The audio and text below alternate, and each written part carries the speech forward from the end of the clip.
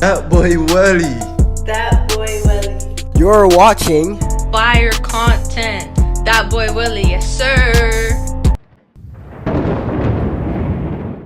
YouTube, it's your boy, That Boy Welly, and we are back with another reaction video. As always, like, comment, subscribe. Get me to 1,000, please, please, please, please. Please, I could quit my job if y'all get me to this money, boy. Get me to this money and I'll quit go full-time reactions, you feel me? But as always, let's get into these videos. Headquarters, 65-year-old retired Jay Roth arrives seeking assistance. His pressing concern is the disappearance of his 53-year-old friend, Linda Riley. The mystery began the day before Linda was reported missing. Alerted by the continuous ringing of Linda's phone, her neighbor decided to check on her. The neighbor found Linda's house unlocked, but Linda was not there. Upon arrival, the police noted unusual signs at the scene. Linda's phone and purse were left in the house. Be looking so old school. Y'all don't be noticing that in these videos, like especially these crime videos. Everything looks so old school, and it's like sometimes it don't even be happening that long ago. It happened like a week ago, and they'll show you a TV from like the 1950s for some reason. Items she typically carried when leaving home. This detail suggested an abrupt departure or possible foul play. The Springfield Police Department, considering these factors, issued a missing endangered person alert and launched an investigation immediately. Jay Roth was with her 2 nights before she went missing. Detectives are aware of their recent contact and believe Roth could provide important information to help. Last night at about 3:10 I left. She said maybe she's gonna get some cigarette, but she was tired of going to bed. Asked me if I take the garbage and I took that in the van and took that and dumped it. And then when I got back to the house, I texted her. Made it home okay. Because obviously she's worried about me. So I called this morning. She didn't answer. She does that all the time though. No, not answer. So. Roth's earnest expressions and cooperative attitude paint a picture of someone deeply invested in finding Linda quickly. This urgency is because the chances of locating Roth's apparent eagerness to find Linda quickly could be interpreted as aligning with these facts. She's. Mile named Floyd. I saw him one time, but I don't know what. He came in the house. And, you don't know Floyd's last name? No, not at all. So what did she say about that she was stressed out about? Oh man, the guy come in the house and he was halfway in the living room. She said, she kind of pushed him out the door or something. He went out and then at full ass he come back over and he was drunk. Is what they said. I don't know if he was or not. So what do you think? What do you think happened? I don't know. Anything could happen with that neighborhood there. It's a bad neighborhood. There's all kinds going on there. Okay.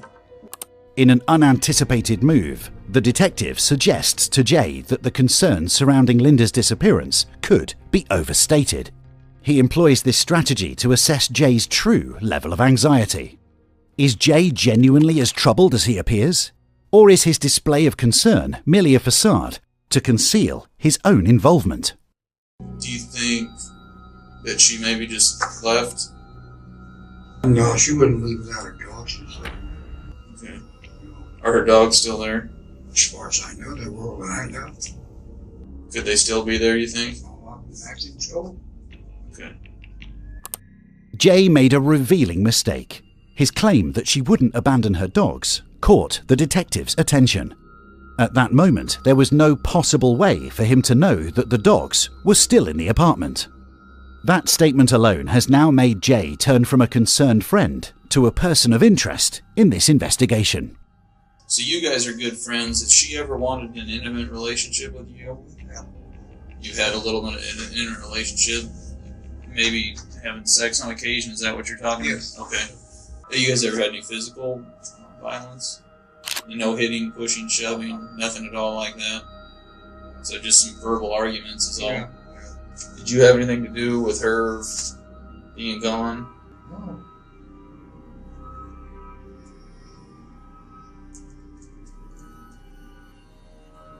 No. Why would it take so long to pause on that? Nah, bro, nah, you the one. Hey, you just look like one of them ones, bro. Come on, bro. No. I can have you hang tight for me for just a second. Step out and I'll be right back, okay? Thank you, sir.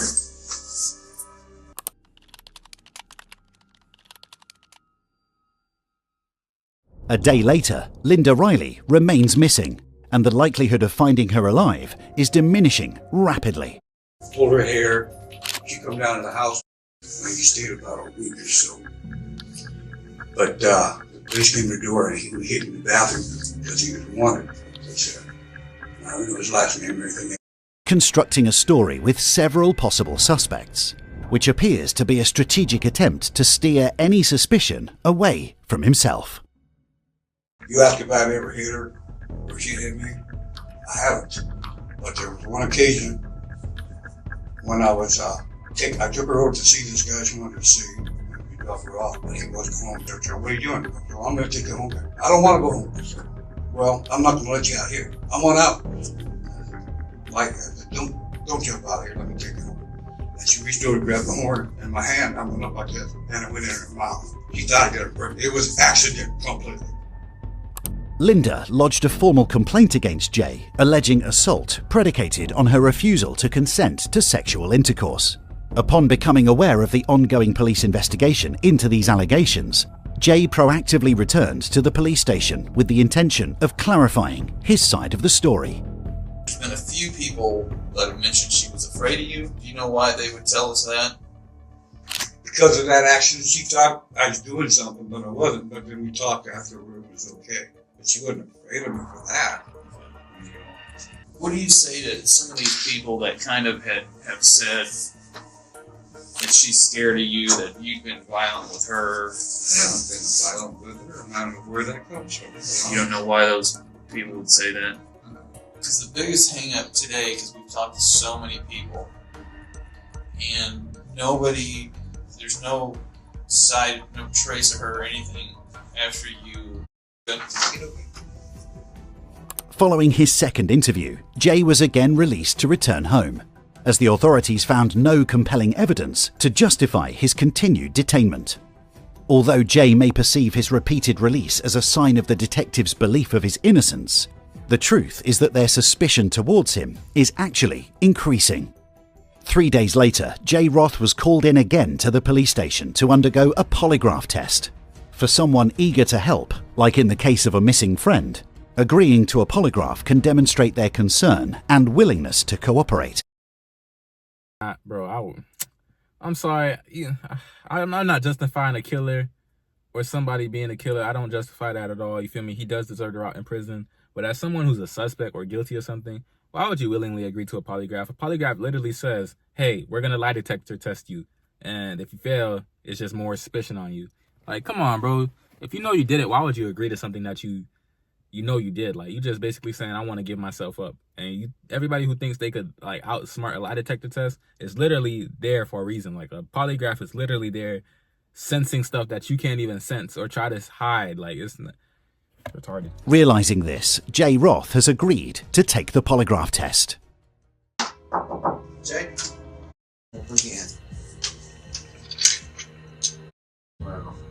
He sat back in his chair, showing a lively and friendly demeanor. However, as the investigation evolved and Jay was looked at as a prime suspect, the gravity of his situation appears to have dawned on him. Jay sits alone, waiting for the results of his polygraph test to arrive. He looks completely dejected and worn out. Moments later, the detective enters the interrogation room. The detective updates Jay on the investigation. Tell us what happened. Let's get this over. We need to know, Jay. You need to tell us. And a mistake occurred. Okay? That Jay would change his mind. We were talking on the couch and so get along just fine. Doesn't mean to do anything. Why are you having people stay over that are hurting you like that? Or she got mad and like said she don't talk. I guess scuffled a little bit and stuff. Banged her head. So I took it over to the house. So I guess she was mad at what I thought. Like she didn't come around.